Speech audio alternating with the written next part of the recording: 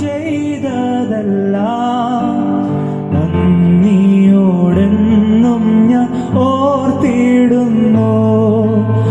N സ്തുതി തന്നിൽ സുഗന്ധങ്ങളാ ഉയരുവാൻ സ്തോത്ര തരംഗങ്ങളാ. സുഭാഷിതം. നീയോ ബേത്ലഹേം എഫ്രാത്തെ, നീ യഹൂദ സഹസ്രങ്ങളിൽ ചെറുതായിരുന്നാലും ഇസ്രയേലിന് അധിപതിയായിരിക്കേണ്ടുന്നവൻ എനിക്ക് നിന്നിൽ നിന്ന് ഉത്ഭവിച്ചു വരും. അവന്റെ ഉത്ഭവം പണ്ടേയുള്ളതും പുരാതനമായതും തന്നെ.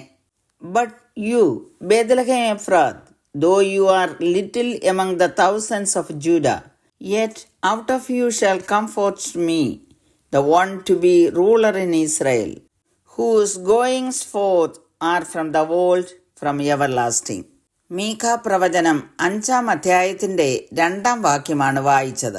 പഴയ നിയമത്തിൽ ക്രിസ്തുവിനെ പറ്റിയുള്ള എല്ലാ പ്രവചനങ്ങളിലും വെച്ച് ഏറ്റവും വ്യക്തവും സുപ്രധാനവുമായ ഒന്നാണ് മീഖ ഇവിടെ പ്രവചിച്ചിരിക്കുന്നത്. മശിഹായുടെ ജനനത്തിന് ഏതാണ്ട് 700 വർഷങ്ങൾക്ക് മുൻപ് യേശു ക്രിസ്തു എവിടെയാണ് ജനിക്കുന്നതെന്ന് മീഖ പ്രവചിച്ചത് രേഖപ്പെടുത്തിയിരിക്കുന്ന വാക്യമാണ് നാം വായിച്ചു കേട്ടത്. യേശുവിന്റെ ജനനത്തിങ്കൽ വിദ്വാൻമാർ കിഴക്ക് നിന്ന് ഹെരോദാവിന്റെ കൊട്ടാരത്തിലെത്തി. യഹൂദന്മാരുടെ രാജാവായി പിറന്നവൻ എവിടെ എന്നുള്ള വിദ്വാൻമാരുടെ ചോദ്യത്തിങ്കൽ ഹെരോദാവും യെരുശലേമൊക്കെയും ഭ്രമിച്ചു എന്നെഴുതിയിരിക്കുന്നു. ജനത്തിന്റെ മഹാപുരോഹിതന്മാരെയും ശാസ്ത്രിമാരെയും എല്ലാം കൂട്ടിവരുത്തി ക്രിസ്തു എവിടെയാകുന്നു ജനിക്കുന്നതെന്ന് അവരോട് ചോദിച്ചു. അവർ അവനോട് യഹൂദയിലെ ബേത്ലഹേമിൽ തന്നെ എന്ന് മീഖായുടെ ഈ പ്രവചന ശബ്ദത്തെ വിശദീകരിച്ച് കേൾപ്പിക്കുകയുണ്ടായി എന്ന് മത്തായി എഴുതിയ സുവിശേഷം 2-ാം അധ്യായത്തിന്റെ 1 മുതൽ 6 വരെയുള്ള വാക്യങ്ങളിൽ രേഖപ്പെടുത്തിയിട്ടുണ്ട്. തന്നെയുമല്ല, ക്രിസ്തു ലോകം മുഴുവൻ അടക്കി വാഴുന്ന നീതിപൂർണമായ ഭരണത്തെപ്പറ്റിയും നിത്യഭരണത്തെപ്പറ്റിയും 2-ാം അധ്യായത്തിന്റെ 12-13 വാക്യങ്ങളിലും 4-ാം അധ്യായത്തിന്റെ 1 മുതൽ 8 വരെയുള്ള വാക്യങ്ങളിലും 5-ാം അധ്യായത്തിന്റെ 4-5 വാക്യങ്ങളിലും എഴുതിയിരിക്കുന്നു. ദാവീദ് രാജാവിന്റെ ജന്മസ്ഥലമായിരുന്നു ബേത്ലഹേം. അതിന്റെ പുരാതന പേര് എഫ്രാത്ത് എന്നുമായിരുന്നു. യഹൂദന്മാരുടെ ഇടയിൽ അത് ചെറുതായിരുന്നെങ്കിലും മശിഹ ജനിക്കുന്നതിന് വേണ്ടി ദൈവം തെരഞ്ഞെടുത്ത സ്ഥലം ബേത്ലഹേമാണ്. ബേത്ലഹേം എന്നാൽ അപ്പത്തിന്റെ ഭവനം എന്നർത്ഥം. എഫ്രാത്ത എന്ന വാക്കിന് ഫലസമൃദ്ധി എന്നാണ് അർത്ഥമാക്കുന്നത്. യേശു ജീവന്റെ അപ്പമാകുന്നു. യോഹന്നാൻ 6:51 പറഞ്ഞിരിക്കുന്നു, സ്വർഗത്തിൽ നിന്ന് ഇറങ്ങിയ ജീവനുള്ള അപ്പം ഞാനാകുന്നു. ഈ അപ്പം തിന്നുന്നവനെല്ലാം എന്നേക്കും ജീവിക്കും. ഞാൻ കൊടുപ്പാനിരിക്കുന്ന അപ്പമോ ലോകത്തിന്റെ ജീവന് വേണ്ടി ഞാൻ കൊടുക്കുന്ന എൻ്റെ മാംസമാകുന്നു. എൻ്റെ മാംസം തിന്നുകയും എൻ്റെ രക്തം കുടിക്കുകയും ചെയ്യുന്നവന് നിത്യജീവനുണ്ട്. ഞാൻ ഒടുക്കത്തെ നാളിൽ അവനെ ഉയർത്തെഴുന്നേൽപ്പിക്കും.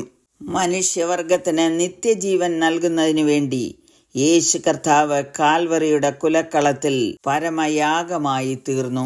യേശു കർത്താവിന്റെ ക്രൂശുമരണത്തിൽ വിശ്വസിക്കുന്നവർക്കാണ് ജീവന്റെ അപ്പം ലഭിക്കുന്നത്. സാക്ഷാൽ ദൈവമായിരുന്നവൻ മനുഷ്യജന്മം എടുത്ത് ബേത്ലഹേമിൽ ജനിച്ചു. എന്നാൽ അവന്റെ ഉത്ഭവം പണ്ടേ ഉള്ളതും പുരാതനമായതും തന്നെ. യേശു ആൽഫയും ഒമേഗയും ആദിയും അന്തവുമാകുന്നു. യേശു ബേത്ലഹേമിൽ ജനിക്കുന്നതിനു മുമ്പേ ത്രിയേക ദൈവമാകുന്നു. യോഹന്നാൻ 1:3 പറഞ്ഞിരിക്കുന്നു, സകലവും അവൻ മുഖാന്തരം ഉളവായി, ഉളവായതൊന്നും അവനെ കൂടാതെ ഉളവായതല്ല. പൗലോസ് അതിങ്ങനെ എഴുതിയിരിക്കുന്നു, അവൻ അദർശനായ ദൈവത്തിന്റെ പ്രതിമയും സർവസൃഷ്ടിക്കും ആദ്യജാതനുമാകുന്നു. സ്വർഗത്തിലുള്ളതും ഭൂമിയിലുള്ളതും ദൃശ്യമായതും അദൃശ്യമായതും സിംഹാസനങ്ങളാകട്ടെ, കർത്തൃത്വങ്ങളാകട്ടെ, വാഴ്ചകളാകട്ടെ, അധികാരങ്ങളാകട്ടെ, സകലവും അവൻ മുഖാന്തരം സൃഷ്ടിക്കപ്പെട്ടു. അവൻ മുഖാന്തരവും അവനായിട്ടും സകലവും സൃഷ്ടിക്കപ്പെട്ടിരിക്കുന്നു. അവൻ സർവത്തിനും മുമ്പേ ഉള്ളവൻ, അവൻ സകലത്തിനും ആധാരമായിരിക്കുന്നു. ഈ ദൈവത്തിൽ വിശ്വസിച്ച് നിത്യത പ്രാപിക്കുവാൻ നമുക്ക് ഭാഗ്യം നൽകിയിരിക്കുന്നു. God bless you all with these words. സത്യം തന്നെ ഭൂവിൽ പിന്തുടർന്നിടാം, വാനിലങ്ങേ സ്തുതിച്ചിടും ആദരവായി. നിത്യസത്യം തന്നെ ഭൂവിൽ പിന്തുടർന്നിടാം. വാനിലങ്ങേ സ്തുതിച്ചിടും ആദരവായി.